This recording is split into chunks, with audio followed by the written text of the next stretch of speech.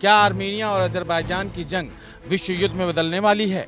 तुर्की ने इस जंग में जो रुख अपनाया है उससे तो यही संकेत मिल रहे हैं। अब तक इस जंग में अप्रत्यक्ष रूप से शामिल तुर्की अब खुलकर अजरबैजान के समर्थन में आता दिख रहा है। तुर्की ने अब ऐलान किया है कि अगर अजरबैजान की ओर से अनुरोध आया तो वह अपनी सेना को भेजने के लिए तैयार है। तुर्की के उपराष्ट्रपति फौत ओक्ताय ने कहा है कि अगर अजरबैजान की ओर से सेना भेजने का अनुरोध आता है तो तुर्की अपने सैनिकों और सैन्य सहायता को देने से हिचकेगा नहीं। तुर्की ने अजरबैजान का अपना पूरा समर्थन देते हुए आरोप लगाया कि आर्मेनिया बाकू की जमीन पर कब्जा कर रहा है। तुर्की के इस ऐलान के बाद अब फ्रांस और रूस जैसे देश भी इस जंग में उतर सकते हैं, जिससे तीसरे विश्व युद्ध का खतरा मंडराने लगा है। नागोर्नो काराबाख की जंग में तुर्की और उसका पिछलग्गू पाकिस्तान खुलकर अजरबैजान का समर्थन कर रहे हैं।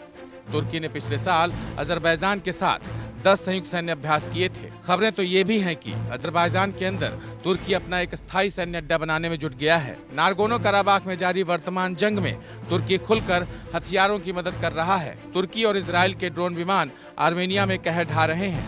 आर्मेनिया का दावा है कि तुर्की ने अपने F-16 लड़ाकू विमान भी अजरबैजान को दिए हैं। उधर तुर्की के इशारों पर नाचने वाले आतंकिस्तान पाकिस्तान ने भी अपने सीरिया में जंग लड़ रहे सैकड़ों आतंकियों को अजरबैजान भेज दिया है।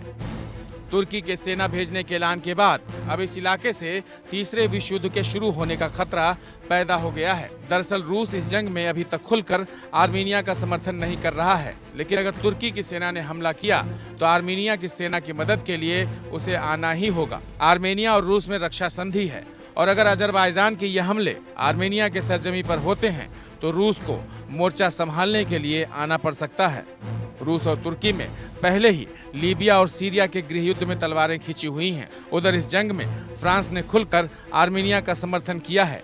आर्मेनिया अजरबैजान की जंग से नाटो के 2 सहयोगी देशों फ्रांस और तुर्की में विवाद गहरा गया है। Bureau report.